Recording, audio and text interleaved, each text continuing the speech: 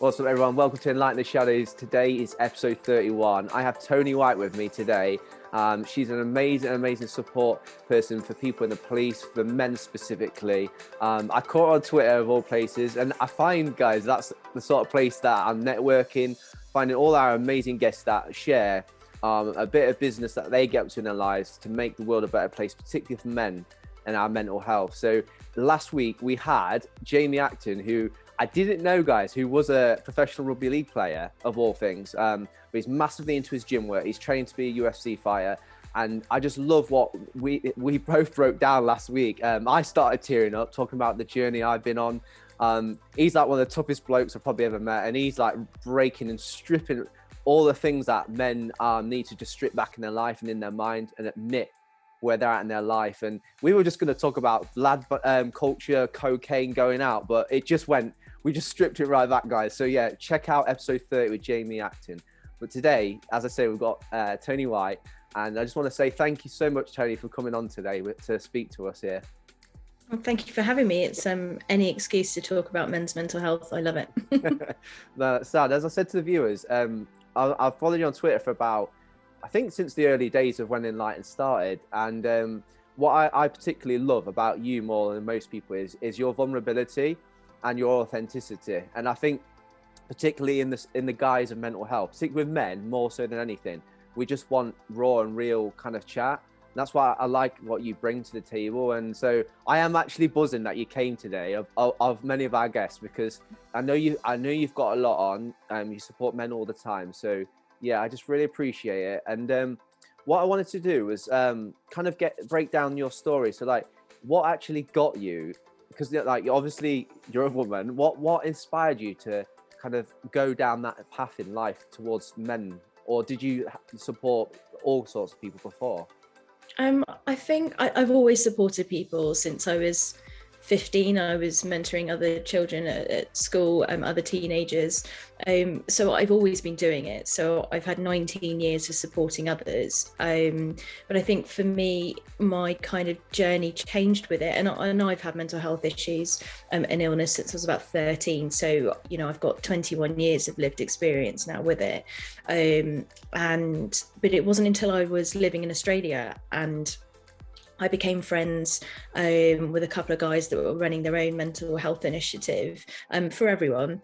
But then I started looking at statistics whilst I was living there and realising they had such a high suicide rate for men.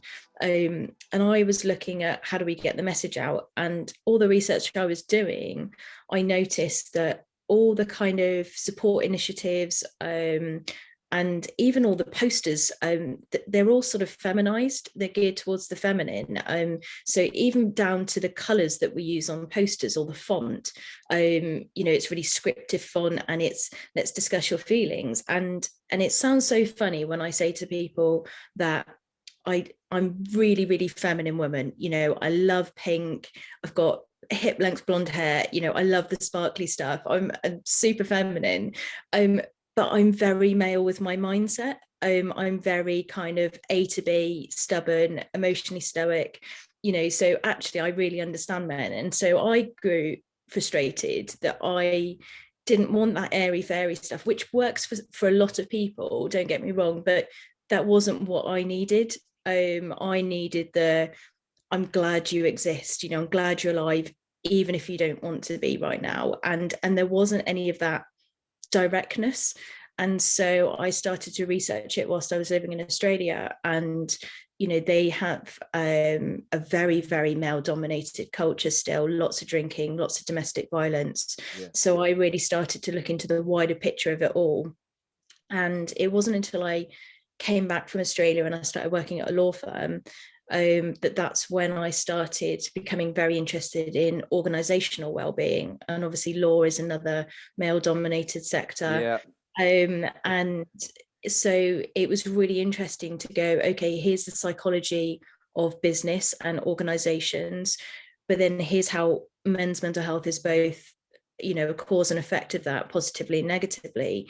So I then started to sort of tripped and stumbled into becoming the unofficial mental health first aider for quite a few people, and particularly men. and they were older men, middle-aged men, and they were suffering with anxiety or low self-esteem. And I thought, okay, we're really not talking about this in the way that we need to, and a lot of men need to. And we're seeing, huge campaigns that have come out. You've got Calm, which is a campaign against living miserably, and they've done a couple of really viral campaigns highlighting male suicide. But for me, I just don't think as a society we are discussing it in the right way for men. So it very much happened unintentionally, and it was just because it piqued my interest. And then I came into the emergency services sector, particularly police. I think it was in end of 2018 when I connected as a rape victim, and lots of series of random events got me on a ride along with local police. And I spoke to our local commander and said, could I write about my experience?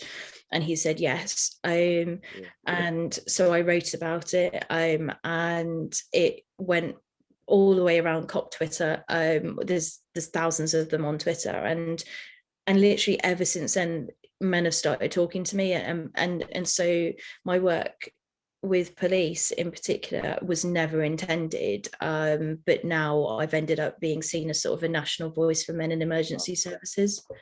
Life is a funny thing, isn't it? Like, I find that with myself, like you have your desires. It's like, I'm not bringing up faith, but like it says, tell God your plans and he'll laugh. And it's like that kind of spin on life where you think you're walking down a certain path, you have your certain heart's desires, and then literally like life kind of like throws buckets of crap at you and kicks you in the gut, and then kicks you again when you're down. And then you kind of like go, oh wow, a bit like Viktor Frankl, you're kind of making meaning out of this suffering and like going, right, well, I have credibility here, and actually I know what it feels like. And that's what I love about you. You like, although, and we're going to get to this about straight talk, and you mentioned it just a minute or two ago about how men need that direct talk, and you said nationally we're not doing, you think it could be done in a certain way, and I want to unpack that today for sure, for men to relate to take on board, and to infiltrate their friendship groups and all the lads that they're around.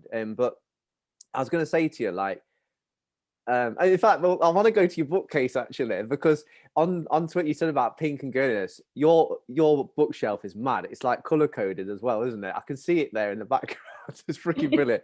And people said about my background's all right, but I freaking love your bookshelf, by the way. Yeah, it's a bookshelf of shame now because I've got more books unread than I have read.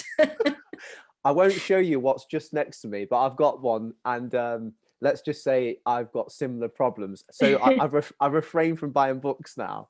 But yeah, the struggle's real. So with that though, Toni, so how do we balance for men? Because you've just bravely disclosed, you've been a rape victim. How have you turned that on its head to have empathy for men? Like what happened inside you and in your mind and in your heart?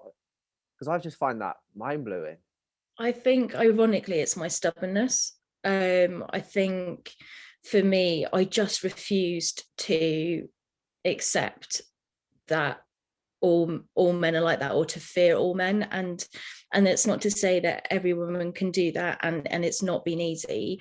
But for me, I think as soon as the men, particularly in police, started talking to me about their mental health, I got to see their vulnerability. I got to see them as people. And unfortunately, my rape investigation was appalling victim care, and it was very traumatic. But the sort of parallel to that was I was constantly surrounded by exceptionally good men in police, these strong men in authority, who are my biggest triggers to my trauma is men in authority, because it was my boss who raped me.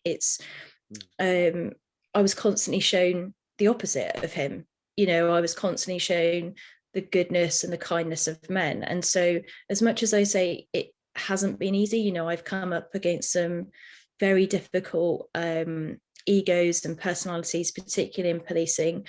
It's also exceptionally easy to do because my men are incredible, and they make me laugh, and they were so supportive when I was going through my investigation, and they were empathetic and sharing their vulnerability and their trauma. So for me, I often say that if one man broke me and several others helped, but many, many more have helped rebuild me afterwards. So for me, it's really easy to care for them, and care for men in general. And I think, I don't give up my voice about sexual violence. I do talk about that, and because I think both topics are exceptionally important to discuss. Absolutely. I think there is sometimes there can be a us v them, it's men versus women, and as much as we say, this issue affects men, I'm like, yes, it absolutely does, if we're talking about suicide rates, but then this issue of sexual violence predominantly affects women. That doesn't mean that men can't be victims or anything like that. It's just that the majority we're talking about, and I think there has to be that balance. And for me, I found it, and as I said, it's not always been easy, but I find it that it's really helped to kind of be nurtured by these incredible men that have flooded my life during the worst years of my life. Yeah. Do you feel like men need to be nurtured then? Because, like, there's no wrong answers here. This is what Enlighten's about. Because we mentioned empathy, and then we also mentioned about being like straight to the point. So, like, can you just unpack that for our viewers a little bit? Like, men needing empathy, but also like straight talk too, like what that looks like. Yeah, so it's really interesting because, as I said earlier, I'm a very feminine woman. I call a lot of my men sweetheart, and I give them big hugs whenever I see them, and that is a safe space, and that comes back to a lot of how we view men versus women. Again, it's men are seen or have to be seen as sort of emotionally stoic, whereas women are seen as a safe place to talk about feelings and empathy and being nurtured.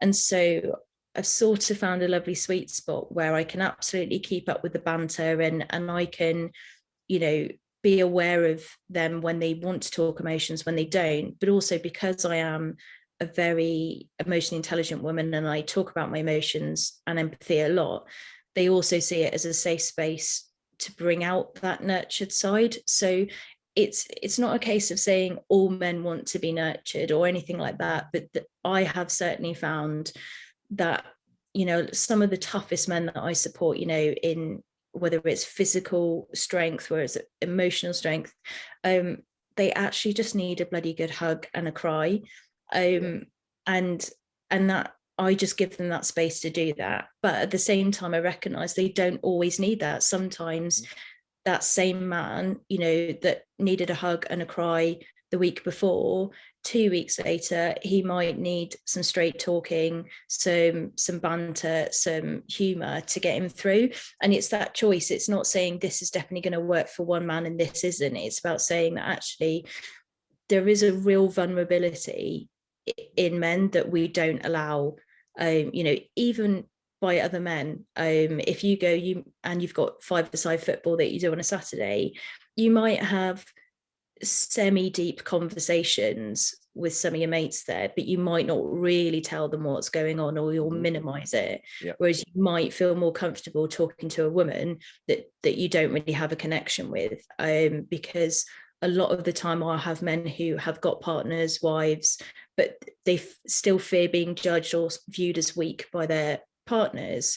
They want to talk to a woman and they want that nurturance, but they still fear being judged or shamed or feeling weak. And so the beauty that I have is because I don't have that direct connection to them, it gives them a space to vent and feel, heard and nurtured, without sort of emasculating them, without making them feel like they can't be a good dad or a good husband or a good police officer. So it's, for me, I definitely see that men do need that empathy a lot more than we discuss in society, but at the same time, there's a balance, and it's just working out what's best for the men. Definitely. And it takes trust, doesn't it? I think particularly with men, it takes a lot of trust because of that weakness. Like, we feel like we cannot let person know our darkest thoughts, because once you know that, we are literally, everything's on the line for us. It's like the male, we do have an ego and a pride, but I don't know what your thoughts on this. I think it's slightly separate, and I'm going to break this down for our viewers as well, for my personal story. So, like, there's pride, like stinking, honking from the pit pride that just like rips the ego, and it's just like it smells like dog crap, basically. But there's something within a male, I don't know whether it was like God-given or what, but there's this like sense of strength, and like it's like a healthy pride, I feel like. And I feel like when we put that on the line, like we can get destroyed almost. And so like for me, Toni, I've been on a 4-year fertility journey with my wife, and she's had multiple surgeries in her private areas. I've had a journey of 2 years of the 4 where I've been having to go to the hospital back and forth 5 times to give sperm samples. One time they lost one. Another time I was walking around with a freaking cleared transparent bag with a pot of sperm in it. They moved the clinic to the other side of the hospital. They didn't tell me you have a 1 hour window from when, let's just say, the sperm's produced. You've got to get in the lab. And I'm walking around like an absolute mug. And I'm just like asking like people, oh, please, can you help me? I asked 5 people in the end. And the last person, I was about to lose my rag and just walk out. And it was that moment. It's that sense of that pride and that strength in a man where I was just completely disarmed, completely just annihilated. And another time, my clinician said, drop in your sample any time. The place was shut. So I had to throw it in the bin, and I stood in front of 4 women in my ultrasound appointment at the same day saying, well, what do I do with it? And I was the one who suggested putting in the yellow bin. I'm just stood there like an absolute mug because I was at my weakest, most vulnerable point. And that pride that we're kind of discussing, it was just like, it's gone. And I felt like I just wanted the ground to swallow me up. It was horrible. But yeah, I know I went on a bit of a tangent there, but that's the kind of thing I sense what we're on about. And I don't know, like it just takes time, doesn't it? I guess to help men to open those doors, I guess, of their heart and their mind. It's really difficult, and particularly as you said, when you're going through something like that, and you've got those moments of vulnerability, and as you said, if those moments of vulnerability are not validated, they're dismissed, that will break a lot of men, and they'll get to the point where they just won't bother asking for help again, which is why it's really, really important. So there was a study commissioned by the Movember Foundation, the one that makes you all look like you should be extras in YMCA, and they found, I think it was out of the 41% of men who regretted talking to someone, whether it was friends or clinicians, about their mental health, 53% said that they'd never talk to anyone again about their mental health. Wow. And there was a men's health study that found, I think it was, forgive me if I can't remember the numbers correctly, it was either 35 or 43% that spend almost 2 years in crisis before they speak up about their mental health. Oh, so you're talking crisis mode for 2 years. Sorry, just quickly, when you say crisis, because our viewers might not know what that might be, what does that look like for? So that can be extreme anxiety to the point it impacts on your activities of daily living. That could be suicidal thoughts, potentially psychosis if you've got a mental illness. So you're talking 2 years of potentially suicidal ideation before they seek help. And unfortunately, as you said, then if you're in that moment of quote weakness, at that moment of vulnerability, and someone judges you for it or just isn't as supportive as you hope that they would be, that will massively impact that man, and it will take them a long time to trust someone again, to want to talk about their mental or emotional health.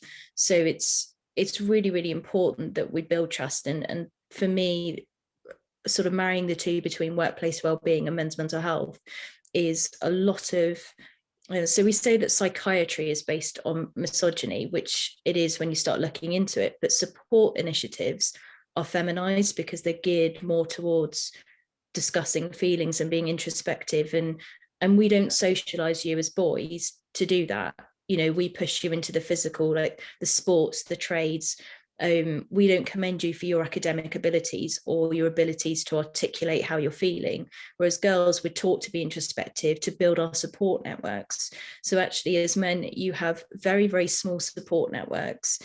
And that means that, unfortunately, if you take that risk as a man and you open up to somebody in your support circle, and let's say you've got 5 people you consider friends, and that one man doesn't respond well, you're now down to 4.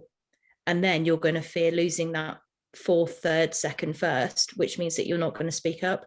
So yeah, it's a difficult balance between, and certainly in Britain, we do this whole, you have to suffer in silence, whether it's grief, whether it's, do it all privately. And the problem is that when you then open up, and you get a really bad reception, you'll just retreat it, and then you won't talk to anyone else about your mental health, which means that we've missed the opportunity. So even though we say don't suffer in silence, you need to speak up, and a lot of people, particularly in Britain, as I said, will feel so awkward about fearing they'll say the wrong thing that they say nothing at all. And I understand that to a point, but the problem is that, if you say something well-intentioned but a bit off, they can forgive you for that, but the silence is deafening, and that allows that man, to listen to those self-critical thoughts that say he's a burden, he's got no one. That silence sort of confirms the self-critical voice, which is obviously, we need him to realize that there are lots of men that understand and lots of people that are willing to help. Oh, this is good. I want to help blokes to talk more. So do you feel like, because you've got credibility, you listen to men all the time, do you feel like men don't have the emotional intelligence of the language to say how they feel, to say what their head's at? Or do you just think it's more like they have it, but it's being blocked from the stuff we've just unpacked? Like, what do you feel, because you said about how boys have brought up nurture. Like, I worked as a behaviour specialist for 2 years in one of the bottom 2% catchments in the country, and I had young boys like running down the corridors, throwing chairs, kicking people, hurting people, to within 3 months of emotional intelligence support, where I help them to self-regulate, help them to identify that they're going into survival mode, help them to find tools to self-support them and identify that too.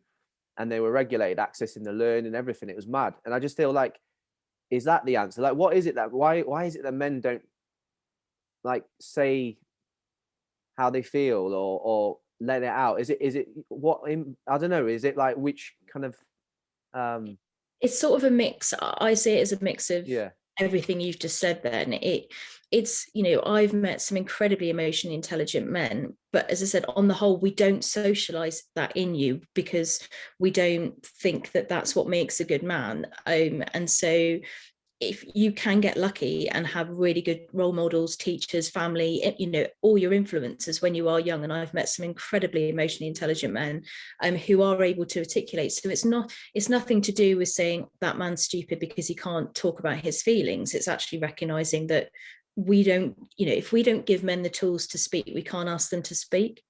And that's the issue. Whereas, girls, as I said, we're taught from a very young age to have a support network, to be introspective, to be the academics. And so for us, it's easier. And again, we are socialized that it's okay to display emotions, whereas men, the only really acceptable emotions that we allow in men is anger and situational sadness, whether it's divorce, grief, something like that. And so what you have is anger. And the joke that I kind of often make when I'm presenting around men's mental health is, if you ask a woman why she is angry, you'll get 50 different variations. Like, I feel rejected, disappointed, frustrated, isolated. If you ask a man why he's angry, you'll get 50 variations of he's angry. And so actually, when you take that anger and you start unpacking it a bit more, you go, okay, well, actually, you're angry because this person humiliated you at work in a team meeting. So that is natural anger. to these feelings of humiliation. So the woman might say, I feel humiliated, but the man will say he's angry. And again, that's not to say that any man's stupid for not having that language.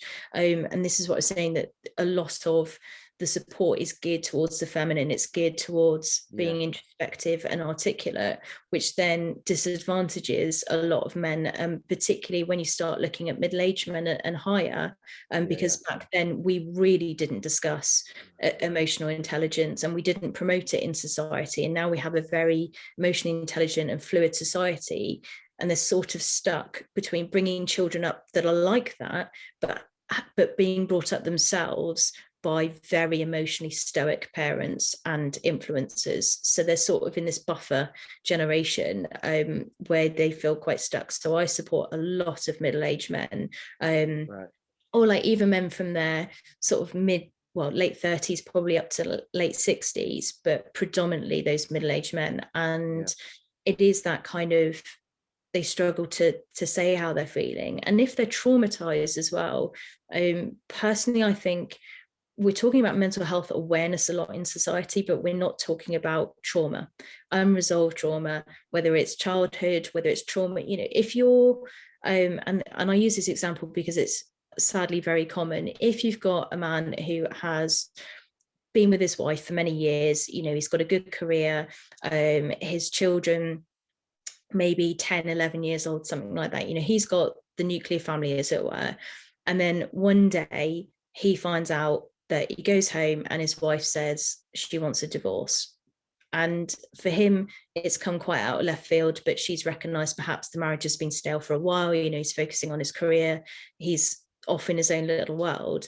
And that's traumatic. That's not just a difficult situation, that's traumatic. And so actually, when you are traumatized, you can be unable to speak and unable to articulate how you're feeling. So we also have to recognize that when you're traumatized, sometimes you literally can't tell people how you're feeling, which is why we need to educate people on how to listen. So I always say there's no point, we keep saying to reach out, which I absolutely encourage to a point, but there's no point reaching out if we don't teach people simultaneously how to listen and respond, because as I said, you'll get that vicious cycle where they reach out, they get shamed or judged, or they fear it, and they just don't reach out again. So you've missed the opportunity.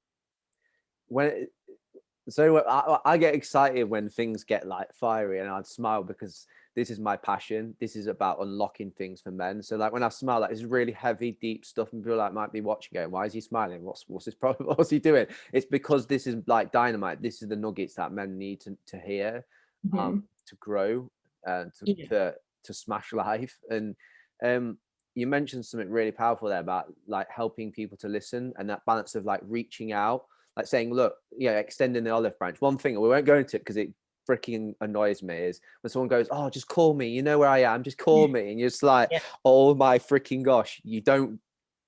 I have had that so many times in my life, but God forgive me, it's all good. But on that note, how do we as men and women, and anyone watching, it should be men watching, but women do get stuff out of our channel too, which is sick. How do we say things like, what can be the verbal cues or stuff to show that you're wanting to listen, because it seems like to a lot of people it might be a very fine line of I'm here for you, let me know if you want to chat, and in their eyes it's good intentions, they're actually trying to say, oh, I'm here to listen. But like, what do you think, Tony, for our viewers, we can kind of like do and say that is like showing up, that saying, I'm here to listen? So for me, and the biggest bee in my bonnet about mental health in general is, don't reach out, reach in. It's far easier to reach into people. So if you have, for example, and I see this a lot on Twitter, particularly in the police community, that, as you said, you'll have someone say that they're having a difficult day, and you'll get a ream of tweets underneath that say, I'm here if you need me, like call anytime. And I see those, and I don't always manage to do it, but on the majority, I'll immediately direct message them and say, I am here. and I'll check in, and and it could be then after a week or two I'll check in again. And it's just that if you have the privilege of knowing that someone is struggling, if someone says, I'm not going through a great time at the moment, don't wait for them. So it's a bit of a running joke with my men that I sort of nag them, that they're stuck with me. Once we connect, that they're sort of stuck with me at that point. And I'll just check in regularly. And it could be, if I know an officer's really struggling, it could be I message or call every day, just to say, thinking of you. And I think that's it, particularly amongst men, there's a way you can talk without talking. So if you've got, as I said, I go back to you've got your five-a-side group that you play every Saturday, and you know each other pretty well. You have great, games with them. You can have fantastic chats, but you'll still hesitate to think, oh, I know he's struggling, but I don't really know how to talk. Yeah. Or I want to say, I'm thinking of you, but that's too, quote, girly, and I don't want to. So you can send, a stupid GIF. You can send a meme. You can send a YouTube video that you've seen, or whatever link that popped into your head about them when you saw it, and you think, oh, this made me giggle. I think, he'd like that. And just send it, on WhatsApp or whatever, and just be like, thinking of you, mate, I'm here. But for men, and you said it earlier, they require, on the whole, and again, I do have to make generalizations because otherwise we could be here for weeks, but on the whole, men require far more psychological safety, which is trust, than women do. And so for me, sometimes it can literally take me weeks or months to get them to fully explain the situation. They'll give me a snippet, and I'm like, okay. And then they'll give me another snippet. I'm like, okay, that's in the bank. And then eventually I'll get, this is how I'm really feeling. And usually by that point, I've read between the lines and I've worked it out myself. Yeah. But I have to wait for them to say, this is what's affecting me. So for me, it's about, talking to men in the way they need to listen, yeah, and be heard. And one of the classics that you'll get often with men, and I call it the truth and deflect. So okay. You'll see, I don't know, your mate Bill, and he's walking down the street, and you think, well, I haven't seen him. You're like, oh, Bill, good to see you. Like, how have you been? Haven't seen you forever. And he says, oh, I've had a few shit months, but it's all good now. So what he's just done there is given you his truth and immediately deflected it and minimized it by saying, but it's all good. And what most people do, particularly in Britain, would be like, oh, great to hear, mate. We should catch up. Let's go to the pub. And that will be the end of it. And so what I try and encourage is to say, whoa, hang on, stop, listen to what he's actually just said, and say, I'm sorry to hear you've had a difficult few months. What's been going on? So even that change of not saying, how are you, but what's been going on, you're demanding that they tell you. They don't have to, but it's that kind of, I'm asking a very specific question instead of just how are you, which is very vague. It's like, I'm asking you a specific question, requires a specific response. And he can then turn around and say, I don't really want to talk about it, or I'll tell you when we get to the pub, and that's fine. But what he's doing there, subconsciously or not, is testing your trust in that relationship by saying, okay, I'm going to tell you, like, I've just told Rory I've had a difficult few months, and he ignored it. And so what subconsciously he's going, I can't talk to Rory then, and so you will have those test mechanisms that, as I said, the men will subconsciously do a lot of the time to work out whether you're someone that he can trust with his emotional safety. So for me, as I said, I don't wait for the men. I message them. So if they say, I've got a really busy few weeks coming up, and I'm like, okay, so what are we going to do? And use that we, not you, what are we going to do to get you through that? So it's, what are your coping mechanisms? I'm like, okay. And then you set those boundaries and say, I'm going to check in on you.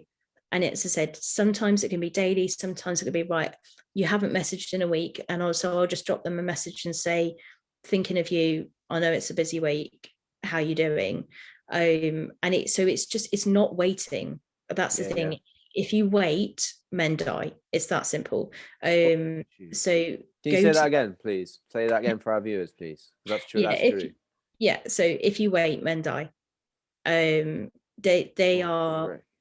they need proactivity, Yeah. and they need that constant reassurance, which is why I say I specialize in men's mental and emotional health, because we don't talk about men's emotional health. And this goes back to what we were saying earlier about Yeah.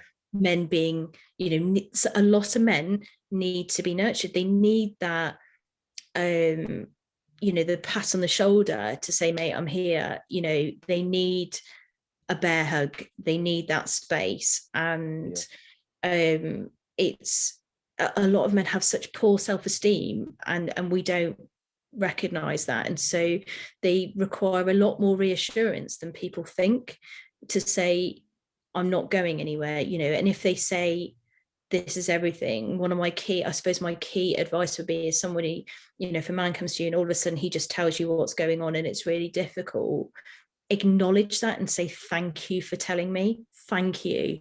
Yeah. Because that will instantly switch his mindset from, I'm not a burden. They're thanking me for being honest. And once you thank them, you've validated their vulnerability. You haven't dismissed it. And once you can get their vulnerability, the more you validate it, the more you get. And the more vulnerability you get from them, the better you can understand and help them. Oh, shoot. Oh, wow. Dissecting that. Oh, my gosh. Yeah. When you talked about all this stuff, the weird thing is as well, I relate to it so much, because that was me for 28, 29 years of my life, for sure. Like, since being a little boy to only about a year or two ago. That was me. That classic case, that all day long. And I'm still learning, Toni. I'm still understanding myself, understanding life, understanding the processing behind traumas and events and all the things that I've been through the past year. Like, I mean, hold on a minute. Here it is. These blasted NHS letters. Yeah, like got a surgery coming up, and it's been really tough. Like, nothing in life really scares me, but never did I know that I'd need some metal coil thing implanted in me to help me make my children, and it makes me really freaking anxious. Like, I thought for many years nothing bothered me, and then until you face something, you realize, oh shoot.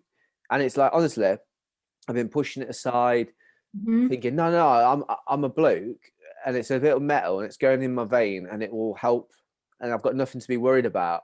But like, the anxiety is just underlaying there. So like, last night I was reading the surgical procedure, and honestly, my anxiety was just going and I was like, no, I can do this. I'm gonna push through, keep taking deep breaths. And I was like shaking like mad, and this is all by myself last night.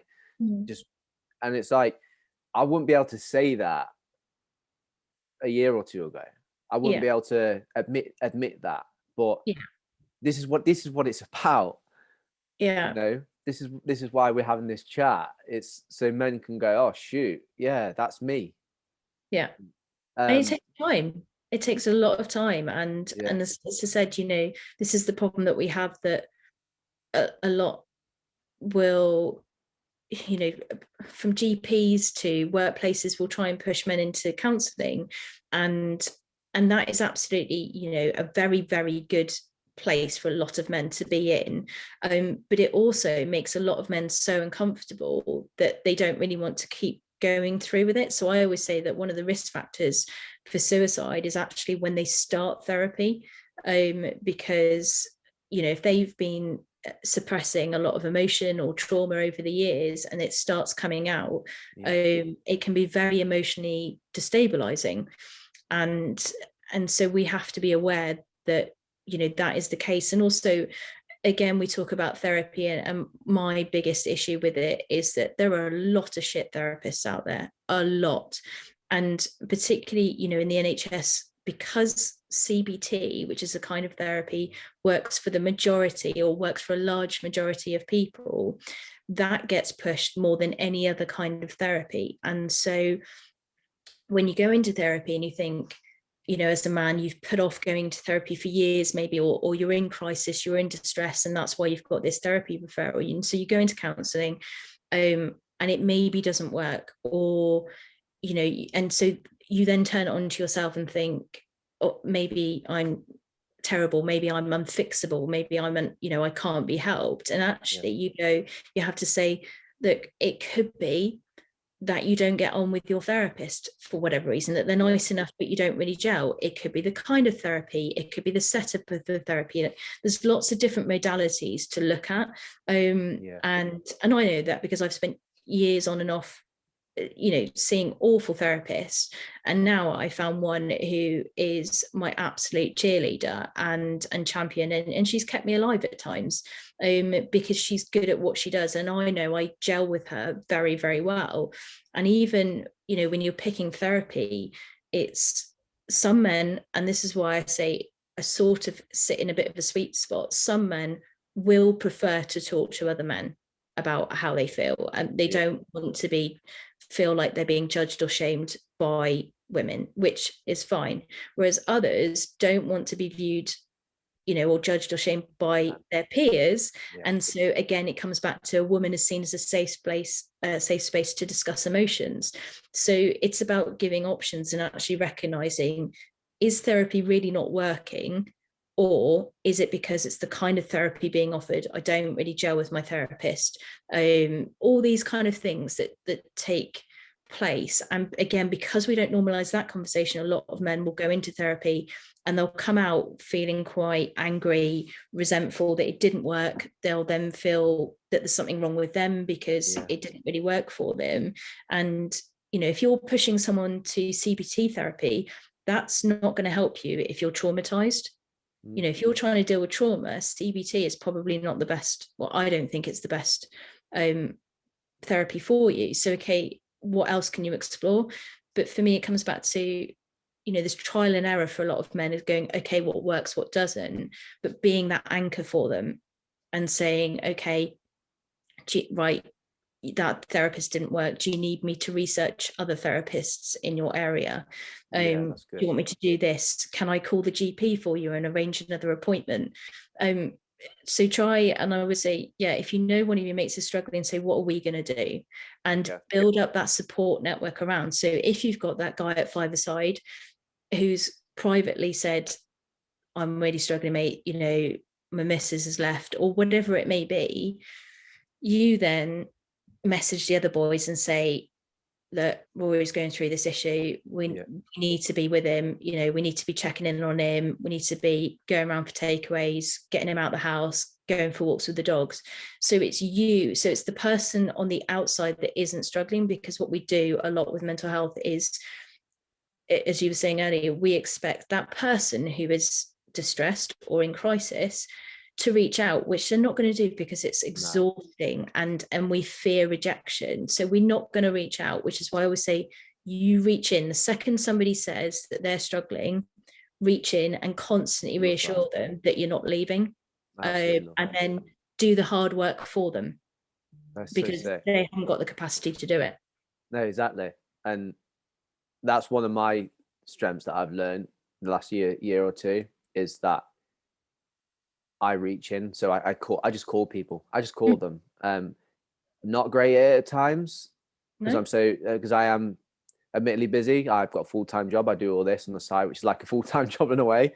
But I do my best and I reach in, and what's happened as a result of that is exactly what we referred to earlier in the episode, was all of the time and the trust element has now gone into it. So I literally have, and this is not any bragging rights, this is a model, a way of helping men that works. And this is for the viewers to go, oh shoot, I have daily almost men DMing me saying, Rory, ugh, and they just offload like loads of stuff, and I'm just like, how does that feel?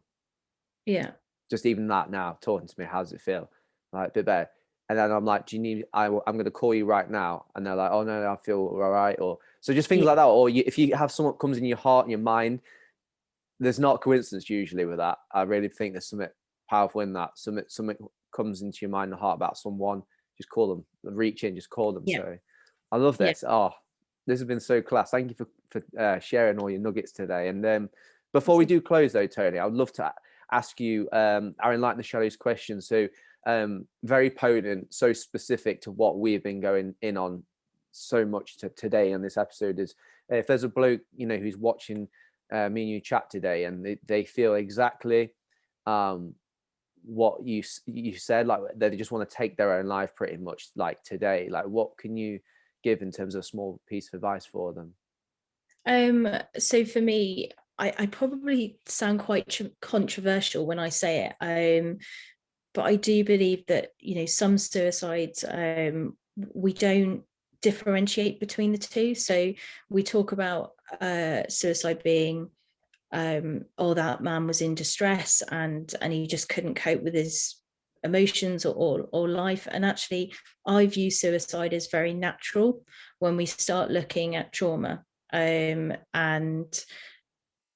we then look at suicide, it will actually, for a lot of men, will be altruistic. And by that, I mean selfless. So actually, they see themselves as a burden, a legitimate burden to their friends, family, whatever it may be. And so to rid themselves, like the people that they love, of the shame or of the burden of having them in their lives, they will kill themselves. So for me, I would say it's really, really important to take it minute by minute. The phrase that I really don't like that gets attributed to suicide is a permanent solution to a temporary problem.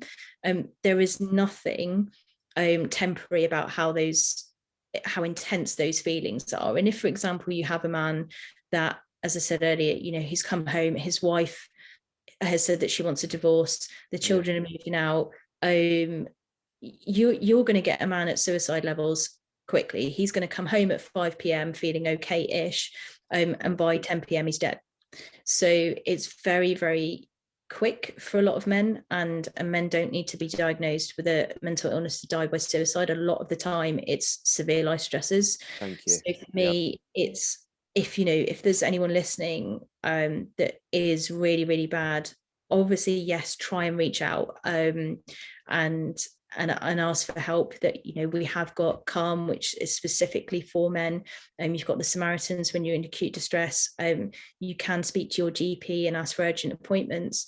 But for me, it's very much try not to think of the days or hours or weeks ahead. Get yourself through that minute, the next 2 minutes, the next half hour, the next hour, and just really, really break it down. And if you can, even though you are feeling that intense and you feel like you want to die and there's no hope, the wave will pass you, that wave of intensity. And again, controversially, you know, if I've got a man that is really suicidal and, you know, he's like, I've got a bottle of whatever, gin, rum, I would much rather he drink himself into a stupor and pass out until into that wave of suicidality is lesser, than just say, you need to talk to someone and then leave him to it. You know, it's very much take the pressure off yourself and recognize that there are thousands of men also feeling the same way. And even though there is that self-critical voice telling you that you're weak or a failure or you've messed up something, You're the only one. Yeah, that you're the only one, that there's no hope. There are lots of us that do understand, and it's a case of we can get you to a better place to manage your feelings. And, you know, I think, you know, personally with mental health and trauma, we talk a lot about recovery, which I sort of cringe at, because recovery to me suggests a finish line. Yeah. You know, it's, you went from this to this and now you're recovered, or you're on your road to recovery. Whereas I think, you know, mental health, once you are affected, like trauma, it becomes something that you can manage. And, you know, but we can't help you manage them if we don't give you the tools first. So it is recognizing that, you know, it's going to be a bumpy road. There's no point lying to that man who's just come home and his wife wants a divorce that that's going to be temporary. You know, he's looking at 2 years of separation and then divorce and possibly moving house and all those logistics. Nothing about that will feel temporary. So it's just acknowledging that actually that wave of suicidality will pass. And when you're feeling a little bit clearer, that is when you can then make those steps to speak to your GP or to speak to a counsellor. But for if anyone is really in that kind of absolute pit of despair, know that there's so many of us that have been there and have survived suicide and survived horrific things, and it does change you, but you can learn to live with your new self, and you can find joy again. It doesn't mean that you're going to be happy 24/7. I often kind of joke that happiness is a serial killer because everybody chases it. You know, we love to chase those odd moments of happiness. The problem is that once you've had your first hit of happiness, you start going bigger and bigger and bigger to try and get these bigger hits of happiness, and you end up becoming the serial killer because you're constantly chasing that better high. So it's just kind of going, do you know what? Life is awful right now, and that's okay. And not to, and you know, if you are suicidal, recognize that it's okay to be suicidal. You know, it's very, very common. It's very natural when we start looking at trauma and life experiences. You're not weak for feeling it. You're not weak for needing help to get you through, whether that's your mates or whether you need more formal kind of support. But that we can get you through it. But sometimes, you know, you do need to take that risk and try and reach out. And we just have to hope that the other person on the other end of that message gets it. So true. And you know what? We both have, you know, that's why we're chatting. We've both had our traumas and we're living through them. We won't use the word recovery, but we've experienced those horrible things, and you know, we're standing up. We're on a platform we've been blessed to have, and we're supporting men and speaking out about this. And this is what it's about. We're just saying, look, we've been there too, and you know, we don't feel the exact pain you feel, but we get it in the sense that we felt that similar way, and we're surviving and we're overcoming as well. And you know, it's like my baby that was a miracle baby that was miscarried. Like, you know, he'll always be like my son, you know. And that's why I got that tattoo of the little angel, you know. So he's always been my son. And you know, 𝒔𝒑 and I's first son that we miraculously conceived, and you know, him dying like that and the way it happened and what it did to 𝒔𝒑's horrific. Like I watched it all. Like when she was rushed to hospital, I stood there by her bed as they how do I put this, found the remains and recovered her and did all sorts. It was just like that in itself is trauma, like what I saw, and that will never leave me. And you know, the things that did to me, and you know, it's that's life. And but I'm living through it and overcoming, and it's part of my tapestry now, you know, like things in your life too. So but yeah, Toni, thank you so much for enlightening these shadows. Like that's what we call, because there's these dark things that people just, they remain in the dark and they shouldn't, so we got to shine the light on them. And so yeah, we appreciate it. And I need to get you back on. There's a few other females that we've had Dr. Thoraya, and we've had Cleo Whitehead as well. They were episodes 7 and 11. No, yeah, I was right.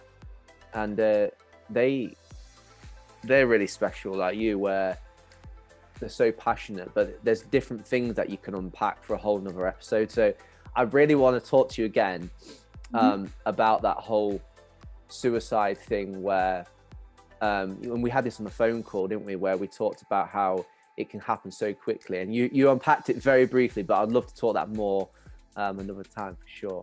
Well, any excuse to talk about men's mental and emotional health, and I'll be there, don't worry. Yeah, it's class. But yeah, guys, Toni's Twitter handle's been up throughout this episode. Give her a follow. You'll be inspired by all the great things that she does and the stuff that she brings to the table. Her handle's at Toni Writer, all one word. And for us as well, if you haven't followed us, this is your first time you've ever come across Enlighten. Congratulations, welcome to the journey. Follow us on Twitter and Instagram. Our handle is at @EnlightenVSH1. And on the YouTube side of things, subscribe to us. We want more and more reach.